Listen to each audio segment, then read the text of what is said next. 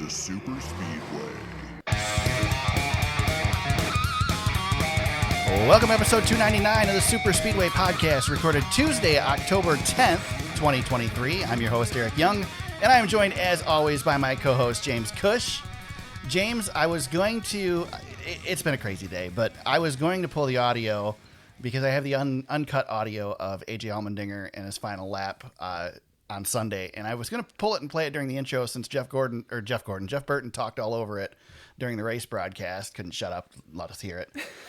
But I didn't have time to pull it and put it in the clip, so no AJ Allmendinger audio. But it's online. If you go on the YouTubes, you can find it. But tears welled up in his eyes. Pretty emotional victory for AJ Allmendinger, which might lead you to believe what is coming next for AJ Allmendinger, I guess. But yeah, he's got some. Yeah, he'll probably have some news here in the coming weeks. It sounds like, eh? Yeah, we'll talk about it. We'll get into that and all that and much more. Charlotte Roval this week. But before we do that, James, how's everything going for you? Oh, it's great, man. Just fantastic. Fantastic. We were talking about how I'm going to someday quit the podcast before we started tonight. I've got my exit plan already strategized. That's now. Awesome. Yep. Carl Edwards style, baby. I'm going to peace out and you'll never hear from me again. But not yet. I'm going to lord that over you for a little while. I got to enjoy that. It's already been lorded over me. Oh my God. The expectations are there. Well, I was going to say we're at 299. Next week's 300. Yeah. So, but I mean, I'm just trying to survive every day, but you're getting busy, man. You've got hockey, you've got all sorts of crap. Yeah, it's hockey season. I just took on more projects, so it's going to be a busy winter, but that's okay. The Cup Series is almost over. Season's almost over. I can relax for, I don't know, a week, I guess, if you ask Denny Hamlin. There's not enough time in the off season, but whatever. We'll get into that too. But before we do that, let's talk about the Roval, James. Bank of America Roval 400 and AJ Allmendinger. We were right. He got his win. Nailed it. He got his win. It was after the playoffs started, but he got his win. One road course too late. Yep. I would say. But yeah, man, I know what the sentiment is for how much people hate this new car on road courses. But watching Kyle go back and forth on those restarts was actually pretty entertaining because Kyle didn't have the stuff, but man, was Kyle giving him everything he had. It'd be a lot more fun if they could pass, but yes, it's still the ending of this race was good. There was excitement there. It lived up to a playoff race. I mean, AJ, this wasn't AJ's race to win. AJ doesn't, if we don't have stage cautions, AJ doesn't win this race because Tyler Reddick was fast, and I think Chase Elliott might have been faster. But one of those two guys were winning this race, and Chase almost had himself lined up to be in the running for it, and then got screwed by the caution. Not his year, man. It's just not meant to be. Yeah. He's just gonna. I don't know. I mean, I remember Kyle Busch won when he was about to go winless. He won Texas with like 3 to go or something. Right. Boy, man, I don't know. This can maybe win Martinsville. I don't know. It's the options are drying up. That one was on a platter. Yeah, it was there for him, and this was his race, and that caution just kind of bit him, where the sun don't shine. But so if you can make it season. The entire stage without pitting, does it make more sense to come a little earlier so you don't end up in this situation? I guess it doesn't matter, right? I liked some of the guys who pitted, and they talked about this on the broadcast, but some of those guys pitted early and had nothing but clear track in front of them, so they were able to kind of get out there and get after it for a few laps, but eventually the field cycles, and you're not by yourself anymore. So, I don't know. A lot of guys tried something like that. Brad, was messing around with that a little bit, but he was never really in any contention. I think if you're talking about contenders, I think Bell had it right. Somehow Christopher Bell, got it far enough out in front and kind of played both stages pretty well, but that second caution just messed him up too. So there's not much you can do. I think with the way these stage cautions are, you just kind of got to get lucky. Boy, it really sucked though, the way that broke. Honestly, Yeah, I don't know. It's I interesting. liked it better without the cautions. Well, and the thing is we'd have had the second caution anyway. because it was coming. We had the wreck. We had the debris. I don't remember what the hell the caution was for now, but I think it was an accident. There was a handful of them. There was the Corey LaJoie caution, which I think that one was the 78 though. Yeah, it was the 78. Yeah, 78 and 7 that wrecked. Yeah. That brought that caution out. So, yeah, so that one was happening anyway, and Chase would have ended up screwed no matter what, because he would have probably been coming in pit road there anyway. It probably doesn't make a difference in the grand scheme of things. I don't know. I like the 2 guaranteed restarts, James. I hate to say it because I was really on board with getting rid of these stage breaks, but I don't think if we had the old car, I'd still say we need to have the stage brakes gone. But with this car, we need the stage brakes here to break these races up, because otherwise you're looking at another one. Like, they were spread out at the end of that first stage. Big time. We might not have had that caution ever. So yeah, and that's why Christopher Bell played it perfectly. He pitted, got stage points, and was in really good shape, and was gonna, have a really good day. But yeah, it was kind of a revelation to me that the Roval itself doesn't really suck. It's just this car sucks on road courses. I mean, a lot of people have been griping about the Roval coming back, but after I watched this race, I was like, it's not really the Roval's fault. It's the car that's out there. No, I've listened to a bunch of podcasts this week. I've had a lot of time in the car, so I've had opportunity to catch up more than normal this week. And that seems to be the sentiment. I mean, Charlotte does a good job. SMI does a good job putting this track together. It looks nice. It is a good racetrack, and it performed really well and was very popular with the old car. But right now we're just not liking road courses with this car, which is ironic because this car was built for road courses. But it was built to drive good on road courses, and that's what it does. And these guys can't pass as a result. I mean, you just compare and contrast Saturday to Sunday and what the Xfinity guys were able to do by playing strategy and actually be able to come through the field. And you just couldn't do that in the Cup Series. It's just, you just can't with this car. I wanted to ask you, and I guess since we're on this topic, this is a good place to ask you. We discussed last week when the schedule came out about the Roval and whether we should still be racing on the Roval or racing on the 1.5 miles. So I have a question. The Roval, the race, it was still a good race. I don't know if you voted on Jeff Gluck's poll. I don't usually vote in it, but I voted this week, and I voted yes. I thought it was a good race. I thought the ending was very compelling. But if this race isn't a playoff cutoff race, does it mean anything? Does it matter at all? Is this race any good without the cutoff aspect? No, this race needs to be where it's at for it to with this car. Yeah, I think you get rid of the cutoff, and this race is awful. Yeah, it's not the greatest race in the world, but we had. Larson dug himself a pretty big freaking hole on Saturday. Yeah. And I found that very intriguing. Just watching the strategy kind of play out, and how was this legit contender going to dig himself out of a really nasty spot where he took the green flag and he went from 15 in to 15 out. Yeah. I thought that was super intriguing, but again, Eric, that plays to your point there.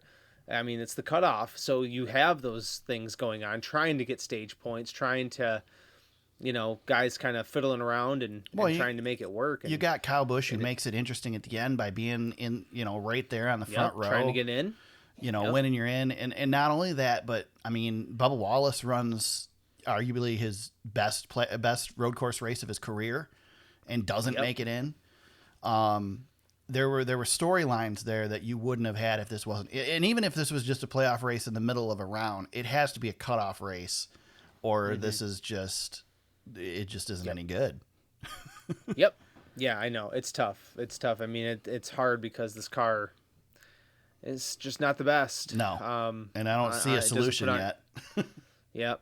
And that's the hard part. But I mean, you have to have, every race itself is like, I don't know, you and I love racing. Yeah. We love the Cup Series, and I might get on here and bitch about it, but I'm going to watch it every week anyway.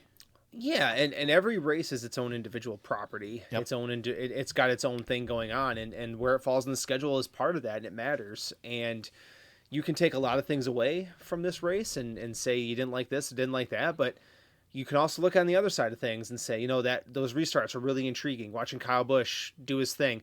Holy crap, where did William Byron come from? He continues to perform. Ty freaking Gibbs, Yeah. you got a story there that he's coming. I thought that win was finally here. He was right knocking on the door. And also you have the playoff drama, obviously. So yeah, I mean, there's a lot of good things, even in a bad race. If you're looking for it, you can find it. I mean, gosh, Denny Hamlin got beat by your favorite driver, all of your favorite drivers, and finished last. So if you wanted to watch that, you had that. I stole that from Twitter, by the way. That's good. But yeah, so there's a lot of things you can take away, even from a little bit of a stinker. Not super worried about it. Yeah, and ironic that all the drama was around the playoffs, and that's what made this an interesting race. And it was a non-playoff driver who won the race. Yeah, for the first time in the season. Yeah. Yeah. Yep. So, but yeah, I was pumped for AJ. I know, just to give him his yeah, for sure, his due. I mean, that was a heck of a drive from him. A lot of emotion. I just, when AJ wins, man, he pours it all out. Oh yeah, like every time. Shoot, when he won the Xfinity race at Michigan a couple years ago, he was almost in tears. I mean, that was an incredible victory. So yeah, and he's the Roval GOAT for all time now. Yeah.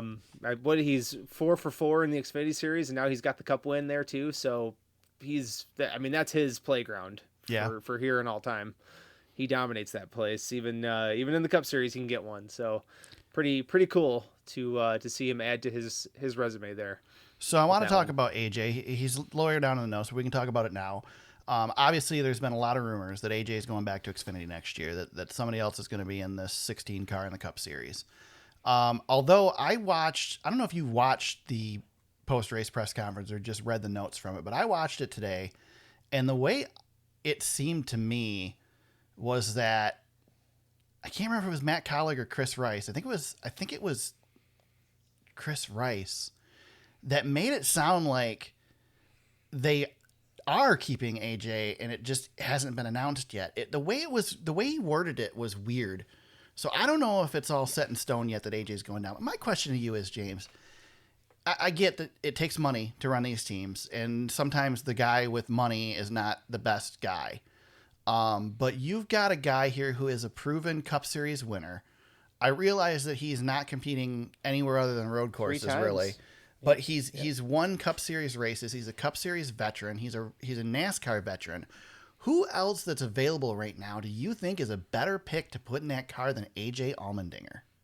Unless somebody brings a full season of funding or pretty darn close to it, like AJ gives you a shot at the playoffs, right? And that means a lot to these teams. And I know they didn't make it happen this year, but for a lower level team, I mean, that's important. I just don't know who's going to add to that team.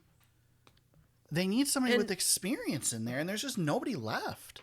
Well, and I think people forget too, like that team was not eliminated like very early on. Like they went to the wire on the elimination on points. I mean, they were hanging around 16th.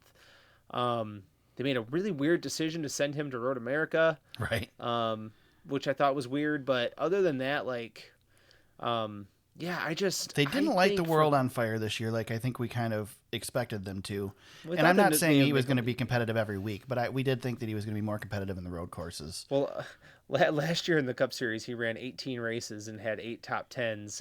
This year, he's run the whole schedule and he has 6. Yeah. So he's not meeting the production from last year. Well, I wonder if a little bit of it. I mean, I realize that Kaulig kind of fell behind a little bit this year too, and they did in the Xfinity series as well. But I wonder if part of it is just that we know AJ doesn't deal with pressure well. So is it the fact that this race there's no pressure anymore because he can't make the playoffs? He's already out. Yeah, and getting yourself in position, Yeah.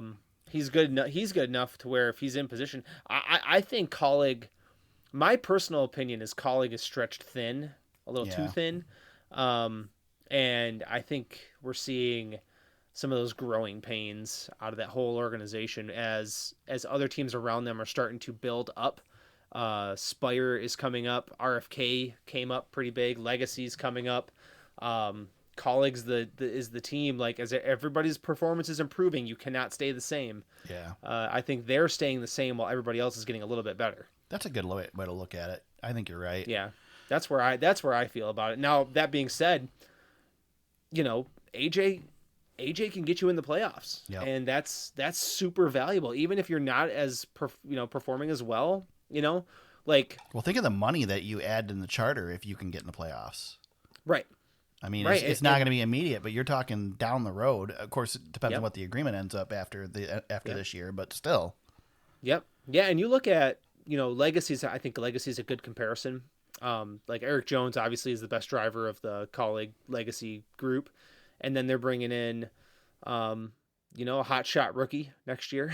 So, but still, I think AJ's the right guy to be in this seat, and they've got a good relationship. So yeah, I'd keep it rolling with him. Honestly. Yeah, I mean, I hope he gets to keep the ride. Again, I can't think of anybody who makes more sense to put in that car than AJ Allmendinger. I just don't know who you could possibly go after. Well, we know be a better choice. We'll talk about this in the news, but one of the guys who maybe could have gone to Kaulig is not right. So yeah, I mean, maybe he's in a good spot there. Yeah, I don't know.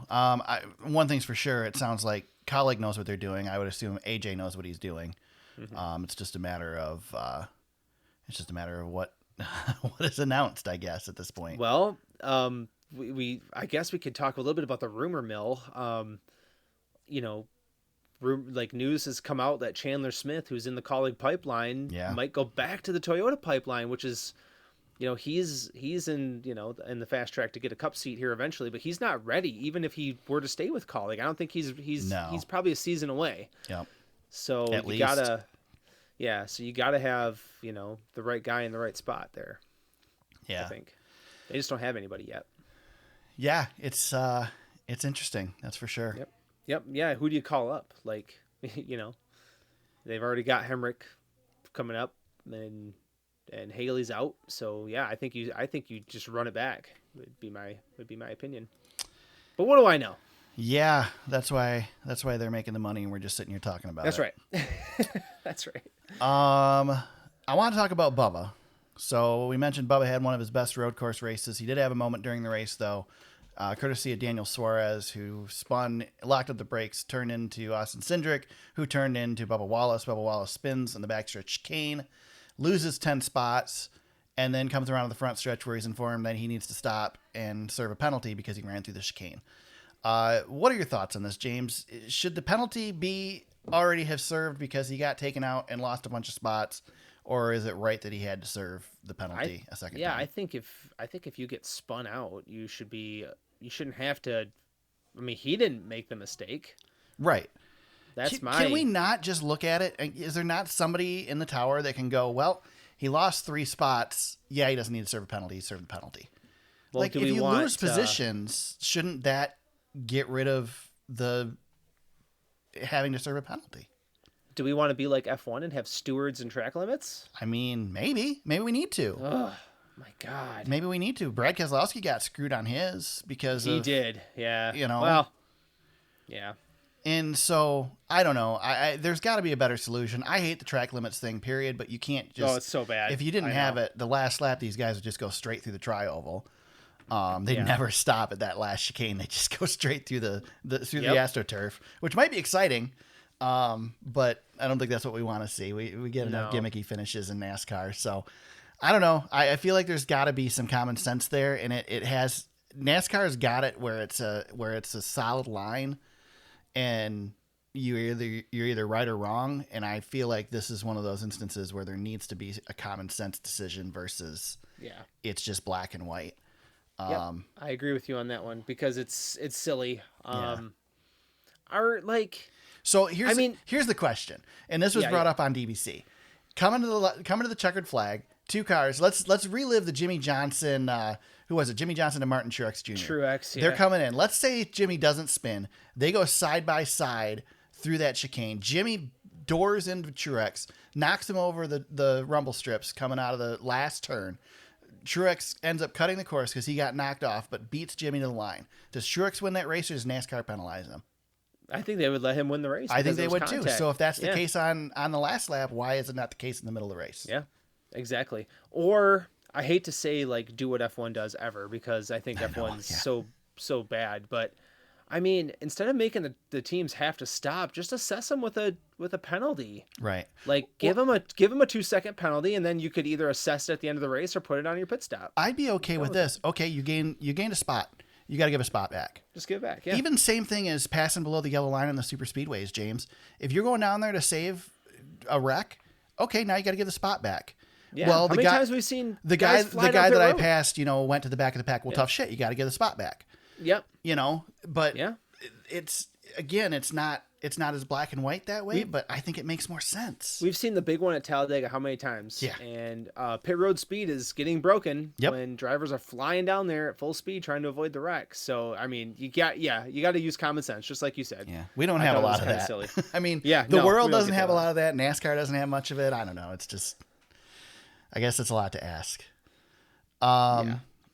The other one I want to talk about, we eliminated 4 drivers. We eliminated Kyle Busch, who ends up being the last of the 12 at this point.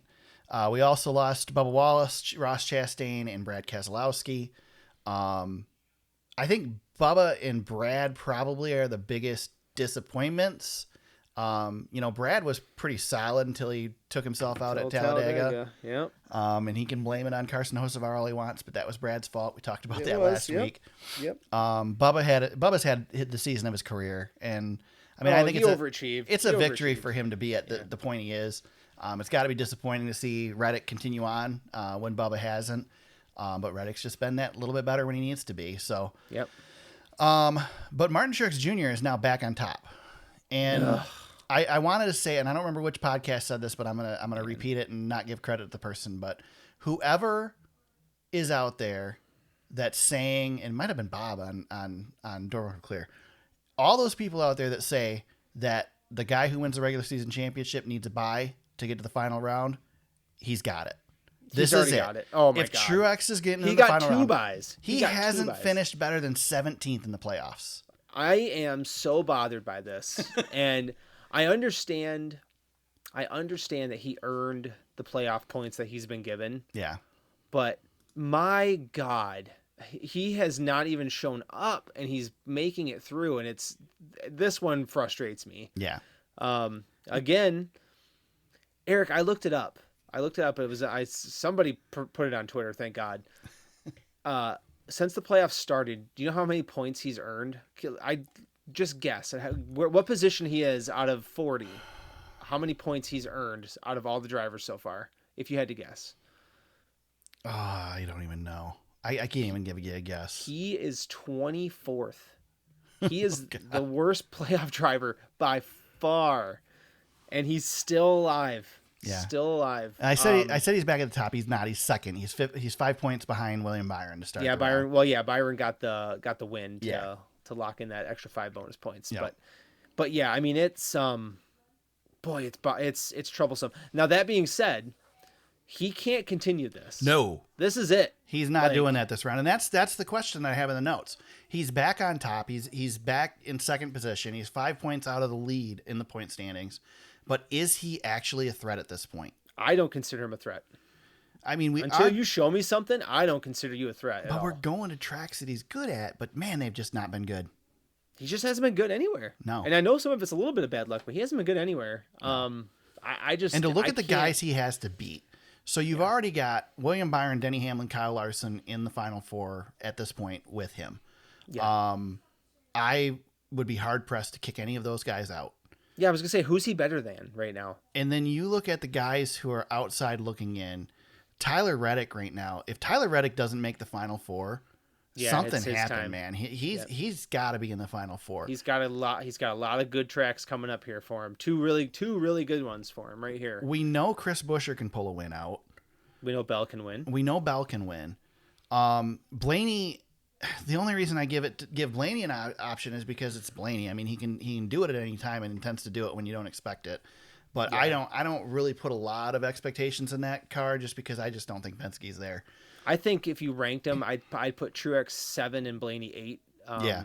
and that's only because Truex has the points to back Right. himself up. That's it. Yeah. I mean, Blaney's been better. I don't see Truex getting out of this round.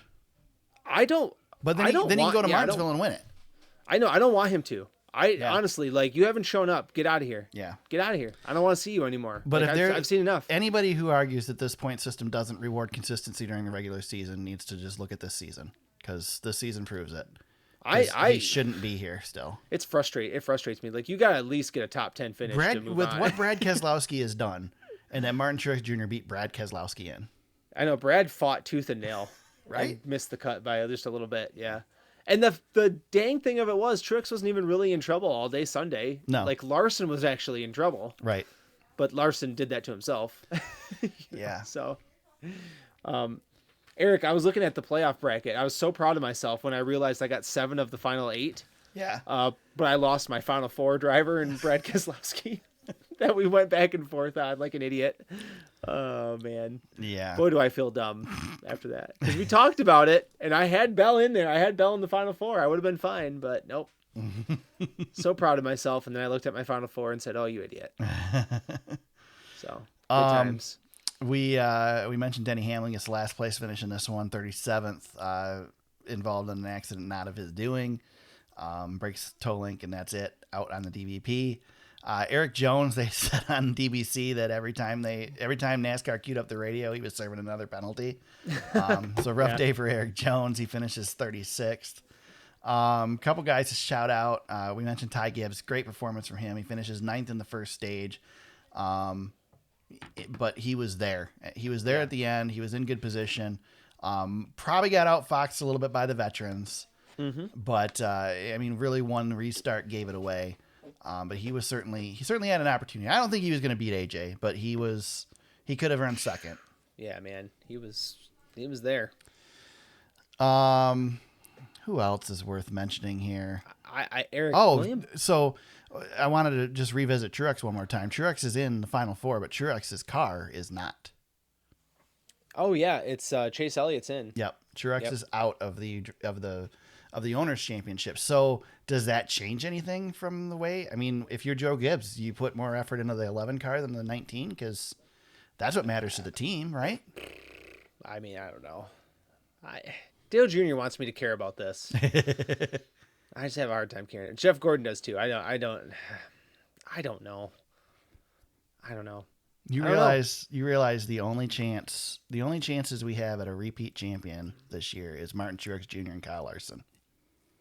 Yeah. That's it.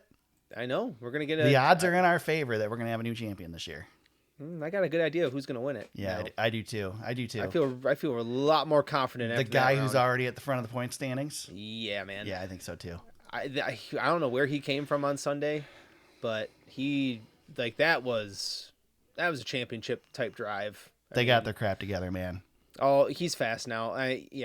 He's not making mistakes. Now that being said, like, things happen, right? But yeah, he finished this round. He finished 1, 2, and 2. Yeah. So second best average finish ever in the round of 12. Those are the finishes that get you championships. Yeah. Joey Logano in 2015 did sweep this round and did not make the final 4. There you go. So yeah, that was the Matt Kenseth year. You were starting to say something. Did I step on? No, we got to it. Okay, I wanted to bring up Byron one more time Perfect. just because I was watching and just like, man, that guy, that team's really starting to fire it off. Yeah. I'm thinking that might be where our champion comes from. I don't know. You might have to go through that 24. He's in good shape. Yeah, I think he's the guy to beat. I think Kyle Larson is dangerous. I think he's dangerous. Always dangerous. He's like a wild bullet out of the gun. Like, you don't know which way it's going, but he can get there. And I think Tyler Reddick's another one that's like that. Tyler Reddick is one of those guys that wins when you don't expect him to. He is the guy who can spoil the party now. Yeah. He's gonna either win Vegas or Homestead and be there. I really do think Tyler Reddick is like, this is an unbelievable run. So I think he's got Final Four written all over him. I mean, there's a pretty likely scenario where Kyle Larson and Tyler Reddick are both winners after the next 2 weeks, right? Yeah, oh yeah. I think Larson's. Yeah, I think Larson could go into Vegas this week and just walks off with it. And I think both those guys are going to be the ones battling each other at Homestead. So and Byron's going to be there too. That's the thing, though. If these three guys, I like these three guys at each of these racetracks, and especially Homestead. Like Byron's won there, Larson and Reddick are really great there. But yeah, we got to get. It's going to be interesting. I think these next 2 weeks are going to be a lot of fun. Yeah, they are. Because we got some top heavy talent that's going to be throwing blows, trying to punch their ticket to the championship round. Lots of good racing to come. Probably two of the best weeks of the season coming right now, I think. Yeah, and then you get Martinsville, which hopefully, I know the car sucks there, but could still be a good show. I still have hope. If enough's on the line and the people are in the right spot, you could still get a good show out of a crappy car. Yes, you can. Yep. I mean, we proved that this week. You know, we got an acceptable show out of a car that doesn't race good on road courses. That's right. Yes, sir. Or races too good. Yep. So, anything else with the Cup cars at the Roval? Nope. I think that we covered it, man. More and then some, I think. Yeah, I think so too. With that, let's talk some Xfinity Series racing. The Drive for the Cure 250 was on Saturday. Sam Mayer gets the walk-off, gets the win, moves on. Had to win to make it. And pretty much did it with authority, right? I mean, you talk somebody who did everything they needed to do. Sam Mayer was all but perfect on Saturday. Yeah, he needed it and got it done. I mean, this is a guy who he flipped the stage and still finished 7th in stage 2. He still got freaking stage points in both stages despite flipping the stage. And he wasn't even, I don't think, trying to get the stage points because they were just trying to get the win. Yeah, they were trying to talk him down a little bit. Yeah. He was going he dominated this race. It was, and I know Justin Allgaier kind of got the raw end of a kerfuffle. Well, did he? Because here's the thing, James. Well, he got the wrong end of it. That's for sure. Here's the thing: you are starting side by side with a guy who has never restarted in the front with old tires. Do you really put it in on the outside of him in turn 1? Because how many laps were left to go in that restart? There were at least. There were a dozen laps left, right? At least. Yeah. He made it to lap 60. That was there was still 16 laps. Looks like 16 laps to go. So plenty of time. Yeah. Allgaier was not going to have trouble getting by Jeb Burton. There is no reason for him to bonsai it, and I don't think he would make the turn without Jeb hitting him. To be honest, Eric, has this not been the consistent theme of the 7 car for the entire season? They put themselves in weird spots. Yeah. Yeah. And not only that, but he was gifted that position on a silver platter. Oh my God. He goes and pits, and immediately the caution comes out. Immediately. It couldn't have happened better than that. The caution comes out. Yeah, I know. And now he's on the front row. And he's got one guy he's got to get by with old tires, and it's Jeb Burton. Like, come on. No offense to Jeb, but Jeb is in an underfunded car for the first time ever restarting up front. He's going to make a mistake. Well, and he's trying to win his way to the next round, too. Yeah, it was do or die for him. They were all desperate. Yeah. Everybody, one of them was desperate. You know who the only one who wasn't desperate? The guy who got wrecked because he was already in. Yeah, I know. God. Yeah. I mean, I guess he saved himself the trouble of having to race with his teammate for the win. So there you go. I guess his teammate did get in. So yeah, because we he would have won that race if he wouldn't have wrecked there. Yeah, he probably. Oh yeah. I mean, he was leading. I don't think Sam Mayer was fast enough to get around Justin Allgaier. Yeah, but I guess it worked out for Junior Motorsports. You lost Josh Berry in the playoffs, but you got 2 of them in. So is this a disappointment for Josh Berry moving to the Cup Series next year to not make the Final Four? He did what he's had to do. He got to the Cup Series. I know it sucks that he won't win a championship, but still can try to finish strong. Yeah, I don't think it matters in the grand scheme of things. No, I mean, overall, I'm sure, he would have loved to have continued to compete for it, but he's going Cup racing, so he'll be just fine. Yeah. Anything else with this one? I mean, this was a little bit more of an Xfinity race. Looked like an Xfinity race. Yes, it did. Little calamity, but it was a good race. Again, Sam Mayer tried to stink it up and did a pretty decent job of it. Led 50 laps. I mean, we only had 1, 2, 3, 4, 5 leaders in this thing. Yeah. And one of those was Jeb, who led 1 lap, and the other was John Hunter, who led 2, and Cole Custer led 4. So I mean, really, it's 2 guys, and it was mostly 1. Well, and I don't know. I don't know if Sam Mayer. I don't know, I don't know if he's a contender for the title, because all of his wins are road courses. Yeah. But I mean, found a way to hang around, man. You know. Yeah. I don't know that he's got a title in him. But he won Road America. He won Watkins Glen. He's got the Roval now. Yeah. I mean, it's a good season for him. He said he's the new AJ Allmendinger. Well, until AJ's lining up with him next season, maybe. I mean, yeah. I mean, yeah, go out and win all the road courses, right? Yep. That's a nice little gig. Hey, man. I mean, the Xfinity Series got a ton of road courses. Yeah, so you can rack it up. Better be good at them. Darn right. Yeah. There you go. That was the Roval. We move on from there. We are going back there next year, as we learned last week. So we're not leaving it in the dust, but we'll leave it in the dust for this year. Let's talk some news, James. We got some more silly season news that came our way this week. Hailie Deegan is moving up to the NASCAR Xfinity Series in 2024. Tell me what team she's driving for again, because I've never heard of it before. Oh, you did it. You put me on the spot. And it doesn't matter, because I won't recognize the name anyway. Do they have a team now? Who drives for them now? Yeah, it's the... Oh, my God. Hold on. I can get this really quickly. I'm almost there. It is... Oh, my God. Why isn't it on J-Ski? I don't know. Oh, my God. Anyway, I mean, Hailie Deegan's coming up to Xfinity. That's a good deal. Yes. It's good to see her moving up. Hopefully it's successful for her. Hopefully it's more successful than the Truck Series has been. NASCAR needs Hailie Deegan right now. Oh, she's driving for AM Racing. AM Racing, yeah. Who's their driver right now? I don't know who she's replacing. They have an ARCA team. I know that. Yes. Do they have an Xfinity team, or is this a new Xfinity team? Oh, well, I'm going to find out for you here in just a second. I'm all over it, baby. Yeah. Should have been prepared for this. When you put it in the notes, you should put a nice little link like I do. Well, I thought maybe, we would gloss over it. Have a nice talk. Yeah. Well, the problem with AM Racing is, especially when you go to Racing Reference, it's like, I don't know. So the verdict is out as whether this is a good move or not, right? Because we don't really know enough about this team. Yeah. I mean, we think it's a good move, but... Yeah. Well, she was going up no matter what. She's got Ford support, right? So they're gonna help her. So Brett Moffitt drives the 25 Mustang right now. Okay, so it is. They have a Truck Series team. It is the team that Brett Moffitt drives for. That's right. Okay, there you go. Okay, yeah. And the principal or the main owner is Tim Self. Principal owners are Kevin Sawinski and Wade Moore. So there you go. There you go. Yeah. Wow. Cool. But yeah, this is the team she's driving for. Ford team, not Stuart Haas.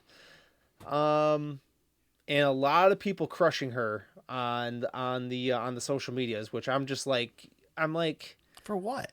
It's an Xfinity.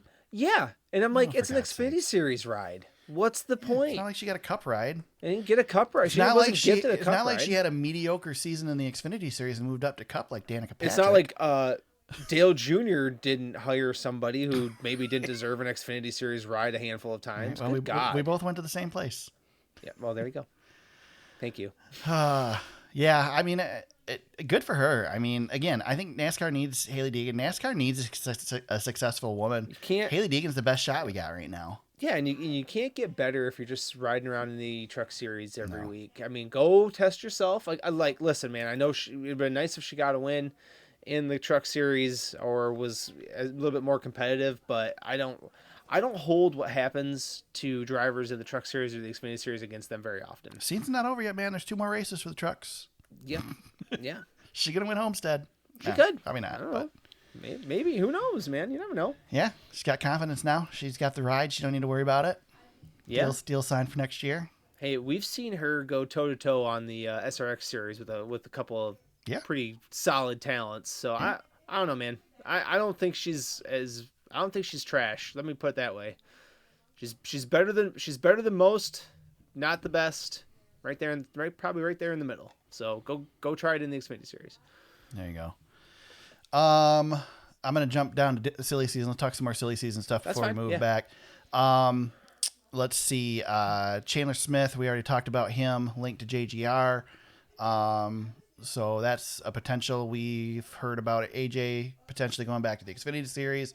Bob Pockrass, I know he dropped it on DBC. Did he put it on Twitter too about Noah Gragson? I haven't seen it on Twitter, but he said on DBC to. It sounded pretty confident that it was a likely option for him to go to the 10 car in place of Aric Almirola. And the big thing is that Noah Gragson, that is. Yeah, Noah Gragson. And the big thing is that it sounds like that Aric is not coming back. Yeah, Bob pressed him this week because there was a big sponsor event, and Bob was with him at a media session, and Aric just kind of blew it off, saying, they give me time to be with my kids. Yeah. And it's like, come on, man. What are we waiting for? Yeah, this is getting silly. I know. Well, there you go. Silly season. There you go. I think it's a good spot for Noah, honestly. Like, not that he's falling up quite to the level of Kyle Larson, but yeah. I mean, it's a decent ride. Doesn't have a whole lot of sponsorship, but I guess we'll find out. Yeah, we'll see. Austin Cindric will return to Penske Motorsports in 2024. I didn't even realize he was up for contract renewal. Nobody did. Yeah, that was surprised. Yeah. I mean, his dad is still big kahuna over there, isn't he? Yeah. Oh, yeah. Doesn't Tim Cindric still run the show? Yeah, there might be some nepotism there. Yeah, that's all right. Whatever gets him the ride, right? NASCAR is not a sport that utilizes nepotism very often. Cindric's getting a lot of crap for that, but it's not like he was a slouch in the Xfinity series either. So, he was really good. Yeah, I think there's potential there. It's not like Penske's lighting the world on fire this year. So, and he's got a Daytona 500. He's a Daytona 500 winner. Yeah, can't take it away from him, man. So is Trevor Maine, but whatever. Michael McDowell too. Well, Michael McDowell's. He's had a good season. I mean, that 2-car tried to win the Daytona 500 with a lot of Hall of Famers. Yeah. And couldn't get it done. So that's true. It's very true. I think that covers the silly season stuff. We found out. Well, first of all, Bob dropped on the we missed one. We missed one that just happened. Oh yeah, that's right. Yeah, it's not in the notes because you didn't add it to the notes. But but our buddy Carson Hocevar has created the most epic T-shirt ever. And has announced that he is going to the 77 Spire Motorsports car next year. Dirt to Daytona, Carson Hocevar. Yes, sir. We were hanging out with him at Berlin. Well, kind of. In the same proximity. I got to ask him a question. Yeah. Yeah. So I'm excited for that one. Spire's trying to build something. Yeah. And that's a good spot for him. I thought for sure he might go to Kaulig. I thought that was kind of lingering out there, but Spire makes total sense. Yeah, I think it's a good move for him, especially with the upswing that the Kaulig has right now, the money they're putting into things, and I think Carson's Spire, yeah. I think Carson's proven himself to be ready for a Cup ride. I think he's done a good job. So, good to see. Michigan boy, another Michigan boy in the Cup Series. We'll take it. We've got between Brad, Eric Jones, and Carson Hocevar, we've got the mitten covered. Yes, we do. Got the thumb covered. We got out west covered now with Hocevar. Yep. So I like it. Good deal. Yep. Bob Pockrass was on DBC this week, which, by the way, if you haven't listened to it, it's great. Little known fact that we came really close to losing Bob. He dropped the bomb on the podcast that back when he lost the position at ESPN, he was in talks with some sports betting companies to go do reporting for them and leave the sport. So, thankfully Fox picked him up and put him in a role there, and Bob is the gift that keeps on giving. Definitely one of the hardest working and one of the best in the media center every week for NASCAR. But anyway, he dropped on the podcast that there was talk that they were going to begin tearing out the backstretch at California Speedway very soon. And then we found out today via, I don't remember who it was that shared it today. A lot of people had pictures. Jeff Gluck was on it, but he was sharing stuff from the site. So so construction signs are up, and there's a map that shows that they pretty much sold the entire track, and kept a portion of the property that used to be a parking lot. So the talk is that there were things that wouldn't work logistically with redoing the track or building the track onto the front stretch as originally planned. I read some stuff today that they tested it with iRacing and it just didn't work.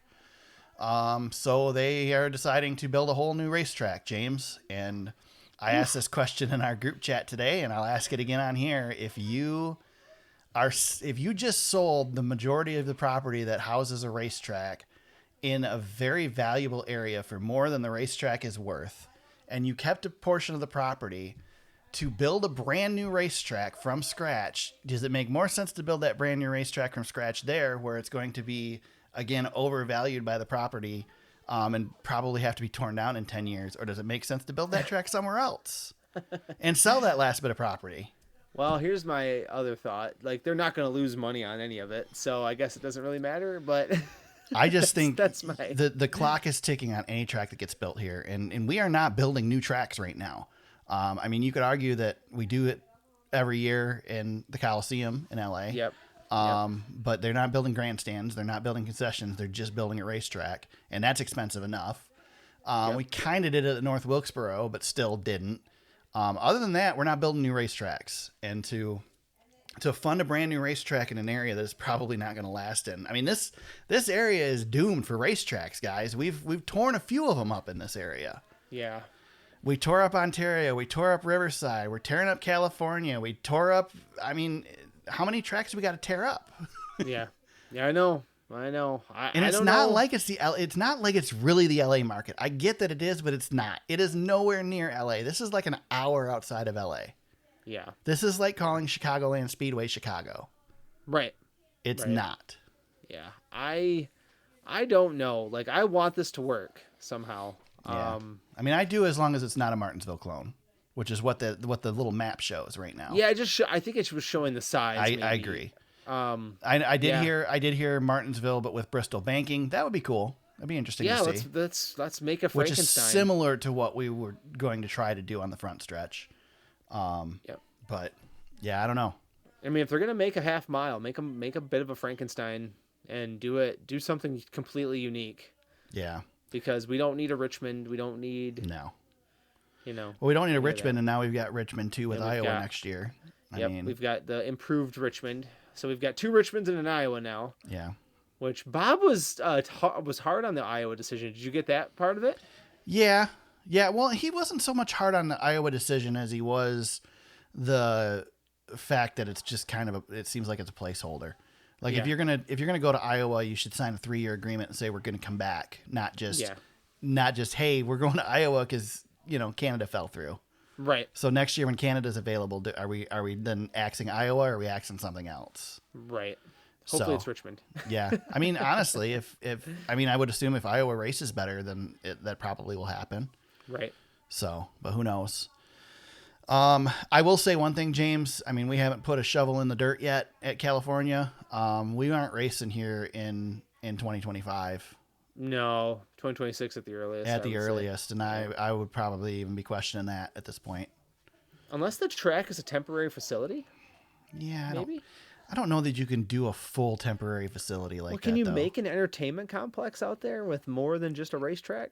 I don't know. I think the infrastructure for the grandstands and all that is too much. I don't know. I don't think you could build something temporary that races well enough to. I mean, the Coliseum doesn't really race well. The Coliseum is a show because it's a show. It's not because the race is good. It's a freak, yeah. Here's an idea. Can NASCAR just come out and say, "Hey, what are we doing?" Yeah, that'd be nice. Imagine that. Yeah. That would, you guys know that. That would imply they know what they're doing right now. We saw the bulldozer out there, guys. Well, I guess the secret's out. I mean, come on. Why do we have to have secrets? Just makes for stuff like this. You know what I mean? I mean, I guess in the grand scheme of things, COVID might be the thing that killed California Speedway. Possibly. But I don't know. I mean, I don't know. She was a good one for a while. I hope we still get it. I hope I'm wrong and they build out there, but man, it just doesn't seem like that's probably going to happen. And it's really disappointing that we're losing a really good track. Well, we lost it, unfortunately. I hope that we at least get Chicagoland back to replace it. Well, Chicagoland's going to replace something. Hopefully. James, you saw the report this week, though, right? Big economic impact from the Chicago street race. Yep. Big economic impact study. Yep. Put that out there.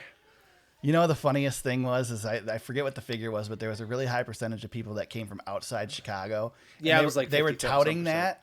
And I'm like, wait a minute. That was the point of racing in Chicago, is so that Chicagoans didn't have to leave Chicago to go to the race. Nobody cared. And all the Chicago people want is to get in and out faster. Right. And they're making that happen. Right. Oh, jeez.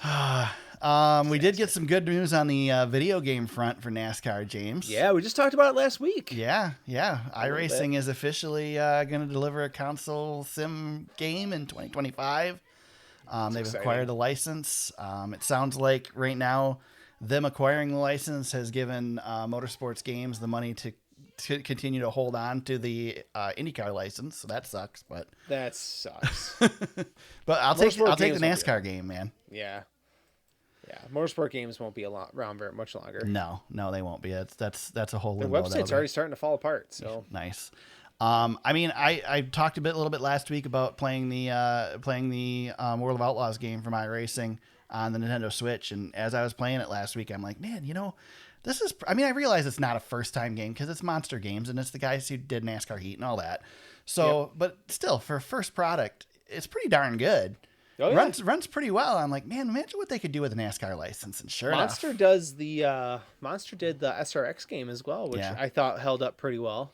I haven't played that one because it's not on the Switch. So Yeah, I mean it's aged now, a couple of years, but it's a good. The SRX game is pretty solid. I mean, I can definitely feel some NASCAR heat in the World of Outlaws game. I haven't raced the Outlaws at all, by the way. I'm racing late models all the and you time. can only do so much on a console. Yeah, you can't especially a Nintendo Switch. Yeah, exactly. Exactly. Console that's 8 years old and just like long in the tooth, so bad right now. Yeah. Oh yeah. Yep. But yeah, so that very exciting news. Especially if they can bring us something that's a little bit more iRacing-y than what we've had in the past. I mean, there's really some promise here that we could have the best NASCAR game we've ever had. Yep. We got to wait an extra year for it, which kind of sucks because we've already waited a year for a game that never came. Yep. But I'm okay with it. I'm okay with waiting because I might actually have to upgrade. Yeah. So I'm excited. I know. I'm holding out. I'm going to wait on it now, James. I can't go to iRacing now because I got to wait for this one. I know, right? That's my excuse. Sure. All right, to finish things off, I want to talk a little bit about. I wanted to revisit the schedule a little bit. A lot of this is coming from Denny's podcast this week, which I know you heard some clips from. You haven't listened to the podcast though. Not the whole thing, no. But I wanted to hit on a few things from Denny's podcast and just again revisit the schedule. We talked about it last week. It was pretty fresh last week. And one of the things, and this wasn't actually from Denny's show. I think it was more DBC. They talked about this, but. So we talked last week. Darlington is now the regular season finale. Daytona is the second to last race in the regular season. We kick off the season or the playoffs now with Atlanta. Is there a better the reason this is of course because of the Olympics. We shifted the season and Darlington is the Labor Day weekend race, and we moved Darlington from Labor Day weekend, and everybody had a fit. So it eventually got put back in its rightful home and Labor Day weekend. But my question is, James, if this is a temporary 1 year thing because of the Olympics, would it have been that big of a deal to just move the damn race for 1 week? Is it really that big of a deal? I think the fans would have rioted. It's not permanent, though. We know that it's not permanent. Well, you and I know that it's not permanent, Eric. Yeah. But there's people out there. I don't know. I don't trust people. Did you hear Bob's solution?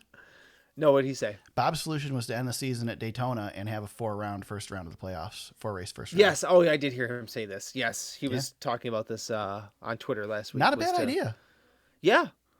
Yeah. They honestly would have been a better idea, or, expand it just a little bit. But yeah, I would have liked to have seen that and maybe give the champion an actual bye if you were going to do it that way. Yeah. Or something, but yeah. I don't know. I feel like you could just move this race a weekend and said next year we'll be back on the normal weekend. Yeah. Eric, do you remember what happened last time they moved it off of Labor Day? Yeah, but they moved it moved it the entire year away, James. It wasn't like one weekend. Yeah, I know. I'm just playing devil's advocate. We also were afraid we were going to lose the track. Like they were going to we just lost Rockingham. We lost North Wilkesboro. We were pretty sure Darlington was on the chopping block, and it was. Oh my God, yeah. So, I mean, they moved it to Mother's Day, for God's sakes. Right. It couldn't get much further away from where it was. Yep. So I think people would have understood 1 weekend for the Olympics. I understand. Yes, I know, but I just don't trust people. I think that would have been a better solution than this cobble job of a season that now feels like it's going to have an asterisk on it because it's not the way we normally do things. Well, Denny was ranting about it, and I don't disagree with him. Well, Denny's ranting about Atlanta being the start of the playoffs, which I don't disagree with. I mean, we kind of agreed last week that that's a bad race to start the playoffs with. And Dennis, here's the thing about Dennis. Dennis thinks he's smarter than everybody else. Yeah. So getting out in front of it, of course, is what he wants to do. But he secretly, I know this, he secretly loves that he's got drafting tracks on his. You would think so, right? Yeah, no kidding. He's really good at these tracks. Yeah. But I know, like, in all honesty, like, he knows how difficult it's going to be. Yeah. So. Well, and again, Denny is very upset because the schedule is too long, and he is physically ill, he says, because of how long the schedule is. So. I don't even know. We should all feel sad for Denny Hamlin. Oh yeah, we've seen his house, right? He's got a garage in his living room where his Daytona 500 car lives. Yeah, we should feel sorry for him. Well, I'm sorry, Denny, that you have to work so hard doing something that all of us would love to do. You know, there was an NBA player who got traded recently, and his wife said it was inhumane and they need to be treated like humans and be warned about this. And all I could think of was, nobody feels bad for you, right? That's what the money's for. Yeah. Oh, the World of Outlaws races many more races a season than the Cup Series does for less money for most of those drivers, at least. I do not feel sorry for these guys. I wonder how physically ill Kyle Larson is racing, 30 dirt races plus his Cup Series schedule every year. Right? I'm sure he's not doing. I'm sure we should all be concerned he's not doing very well. It's just silly. Just silliness. Physically ill. My gosh, Denny.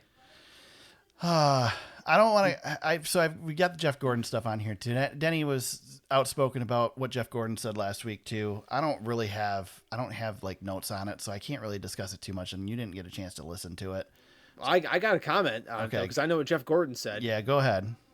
Well, Denny says that it's wrong what Jeff Gordon did to him, and blah blah blah. We all have different ways of going about it. Yeah, that's fine. Here's what I think about Hendrick Motorsports. The way that they've done it is pretty damn successful. So maybe shut up and listen to what Hendrick Motorsports has to say. Yeah, but I don't want vanilla drivers. I don't either. And I do not either. Tell me an organization that's more vanilla than Hendrick Motorsports when it comes to the drivers. Which, by the way, this is also the same organization that was once where Tim Richmond raced. I think they are less vanilla than they were back when Jimmy Johnson and Dale Jr. were on there. Yeah, I don't know. I mean, Larson and Elliott, damn I would vanilla. say, I understand that, but if you do it Denny's way, what does that get you? What is Denny hurting? He's annoying. He's not hurting anything. He's making it better for us. We need Denny. Yeah, I know. I mean, what is he doing wrong? It's not. All he's doing is, I can't help but love him commenting that the people giving him the double bird are giving him the 11. I mean, yep. I love the way he introduced himself at Bristol. I love what he said at Bristol after he won that race. I love him sticking it to the fans. And It's not like he doesn't have fans. He's got tons of fans. They say he sells tons of t-shirts. There's plenty of Denny fans in the crowd. And there's some people that boo Denny just because they like to boo Denny, and it's fun. It is fun. That's it's fun to be part of that stuff. I've been, at Red Wings games when you've traded a player or a player is left that you don't like, and every time they touch the puck, you boo them. It's fun. It's a blast. I'm a big fan of. Listen, I've had Denny was one of my favorite drivers for a long time. He's gotten to the point where he bothers me sometimes. That's all. I know. Just a little bit. Of course, I didn't hear Jeff Gordon's comments. I only heard them through Denny Hamlin. And the way Denny Hamlin explained it, I agree with Denny Hamlin because the way he talked, how Gordon talked, it was too much for me. But I'm sure that it was slightly exaggerated to Denny's favor because it's always exaggerated a little bit. Yeah. Denny's always right. So yes, he is. Oh yeah, yeah, yep. But at the same time, we need Denny's in our sport. So action is detrimental. Yep. Keep it Denny's coming, and Ross's. Yeah, they're here to just needle me. Let me put it this way: I am a bigger Denny Hamlin fan because of the way he's acting right now than I was before. So he resonates with me. And I find it hilarious. You're so hypocritical that you don't like him for it because you loved Tony Stewart for the same reason. I know. Oh, I know. I mean, Eric, I only like trolls who are on my side. James, tell me this wasn't whiny. I'm gonna bust his ass. That was whiny. It sounded more like a threat than a whine to me. The whole deal, the Talladega interview, where he talks about doing a figure eight and not wrecking enough cars and all that stuff, that was whinier than Denny Hamlin's ever been. Yeah, but Tony actually had a sense of humor. Yeah, well, Denny's got a sense of humor. He's got a good one. You're good. You like him because he's trolling. Short track racing. Come on, man. Oh, yeah. Yeah, I got you. Yeah, Denny, I know. Denny's got himself on the board. Yep. Denny and Tony both have themselves a spot on the soundboard. Yeah. Well, not as many times as Kyle Busch or Dale Jr., but Dale Jr.'s on here a lot. Giant ass spoilers. Yeah. I haven't used that one in a got while. you. I know. We haven't had to use it because we don't have giant ass spoilers anymore, but that's a good one. Yeah. And the original. Watch out! There you go. Oh yeah, there you go. All right. Any other news that we missed, James? I think we got it, man. All right. We go to Las Vegas Motor Speedway this weekend. The Cup Series and NASCAR Xfinity Series in action. South Point 400 for the Cup Series. The Alsco Uniforms 302, one of 18 races a season in the Xfinity Series, sponsored by Alsco. We get to make our picks, James, and I've been going back and forth this whole show about who I'm going to pick. Last week, you picked Tyler Reddick. I picked Chase Elliott. You got me again, 6 points. Just barely. I mean, this thing's over with. It's 991 to 811, 180 points behind you. I'm not coming back. But I was going to play some defense and try to screw you over for Homestead because I know who you're going to pick for Homestead. But I'm going to, or no, you can't. That's right. You can't pick him for Homestead. So I was going to pick him. Anyway, I'm taking Kyle Larson this week. There you go. Give Larson it Larson. is. I really wanted to take Tyler Reddick this week, but I already picked him. So. Yeah, I will take. Oh man, who's gonna be fast? Actually, I got an interesting one. I'll take Eric Jones. Ooh, I got some points to play with. Yeah, I got some points to play with. You know who was a really good pick this week? You're gonna laugh. Who's that? Martin Truex Jr. Oh yeah, he's a really good pick this week. I'm too scared to pick him. He's a really good pick all 3 weeks in this round. Yeah, I'm too scared to pick him. Yeah, me too. I'm not picking him, but he's a good pick. Yeah, I think Eric Jones will be fast. I probably won't score as many points on you, but I want to save a couple of spots, and I can play with it a little bit. So yeah, I think Tyler Reddick's the pick this week, and I think Tyler Reddick wins this race. Yep. Unfortunately, I used him up. Yeah, same here. Yep. Chris Buescher's not a bad pick either, by the way. Yep. But I've used him. You haven't. Yep. So, how about fantasy? How'd fantasy go this week? It was great until I realized I lost by 5 to Barron Speedway.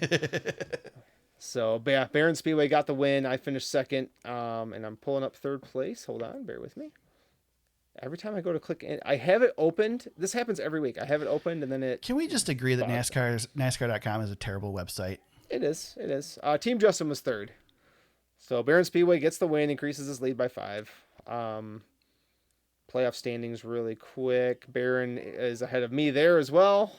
So I'm second, and then Ranger is third overall. Same thing. Barron Speedway, me, Ranger, Tandem, Draftona, fourth. There you go. Shout outs. James, I'm going to combine my shout out and Black Flag this week. Okay. Because it kind of can go both directions. I think it's a shout out more than it's a Black Flag. But so this week, I'll give you a little inside baseball. And if you listen to the Teardown, you already know about this. But if you didn't listen to the Teardown, go listen to it because it's pretty funny. So NASCAR has, collects emails from everybody who covers NASCAR races ever and blah, blah, blah. And they have their listserv. Well, they had a glitch with their listserv last week. And they accidentally sent out like a reply to a press release. I don't know what it was. It was something screwy. I was so confused when I got it because I'm like, this isn't for me. And I thought maybe just I got it by mistake. But turns out everybody who pretty much has ever covered a NASCAR race and given their email to NASCAR and been put into this listserv got this email. But that wasn't the fun part. The fun part has been it'll sit for like a day and then somebody will reply all. Please remove me from this list. So good. What a classic. And every time they do it, it triggers a bunch of people, A, asking to be removed from the list, B, getting pissed off because somebody's replying all the emails, or C, trolling everybody who's on the list. The discussions have been so good. It's gotten so far as to discussing whether we should make fantasy football picks.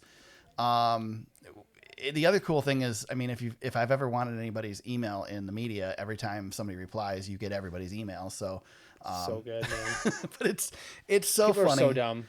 People are so dumb. And Jordan Bianchi talked about it this week on the Teardown and how he's just getting so much joy out of it. And I am too. Like it went crazy. Like all weekend long. Saturday was just insane. Just tons of replies. People bitching at each other and throwing a fit and all this stuff. And I was having so much fun. And then it stopped. And like, oh man, it's over with. It's all done. And then like 2 days later, somebody replies all to remove him from the list. And it's like, yes, it's back. Oh my God. I'm so glad people are just like us. I was so proud of the fact that I was involved in this when they talked about it on the Teardown. Like the title of the show was Reply All. And I knew immediately what they were going to discuss. I listened to the Teardown this week just for that discussion. They held it right at the end. So, oh my God, good stuff. So that's my shout out and my black flag, especially black flag to the people who aren't smart enough to realize that when you reply all, you just reply to the one listserv. Don't reply all. So stupid. Nothing more funny than replying all to tell people to stop replying all. That's the best. Yep. Oh my God. So dumb, but so that's my shout out and my black flag, James. You got any shout outs? Well, I have a story. Okay. I'll go really quick. Oh yeah, that's right. I was waiting for this. Is this it? This is it. Okay. I'm quitting. No, I'm just joking. I'm on the edge of my seat. I had a moment where I heard a listener listening to us in the wild. I heard about a listener listening to us in the wild. How in the hell did that happen? They're first of all, they're out there? There are people out there that we don't know that listen to the podcast. I knew through a mutual acquaintance that said, hey, I know James and Eric from listening to the Super Speedway. Wow. I love that podcast. And I wanted to wait to tell you on the show. Oh my gosh, that is awesome. I know. Isn't that cool? 6 years, 299 we episodes. It's finally paying off. Yep, we're done. That's it. That's it. Shut her down, man. Shut her down. Yep, sorry, guys. We won't be back next week. I know it's a short story, but I was like, this is really cool. I have to tell Eric, but I didn't want to tell you until we got on the show. So there you go. That is awesome. That's incredible. We have a listener out there. We have a listener out there. Yeah. Time to end it. $2.99, guys. No episode next week. See you later. We're done. It's been fun. So, cut to music. We're done. Yeah. But that's it, man. That's awesome. I thought it was pretty cool. Yeah. Thanks for sharing that. Thanks for saving it on the pod. Really That's cool. good. Yeah. So you can tell your friends. There you go. That's cool. Yeah. Any black flags, James? That's it. I just had my story time this week. Perfect. So good stuff. All right. Where can people find you on social media if they want to hit you up during the week? At James Cush on Twitter. You can find me at TSuperspeedway on Twitter. You can find the podcast on Facebook, facebook.com/TheSuperspeedway. Our website is thesuperspeedway.com. You can also find the podcast on Apple Podcasts, Spotify, Google Play, and Anchor. Subscribe wherever you heard us this week for new episodes every week. And if you go to anchor.fm/thesuperspeedway, you can leave us an audio message and we might just play it on the show. NASCAR Cup Series South Point 400 from Las Vegas Motor Speedway this weekend. The NASCAR Xfinity Series is in action for the Allsco Uniforms 302. Truck Series are still on break. We'll be back next week to break it all down and see who made it through the first of 3 in this round. Until then, everybody, let's go racing.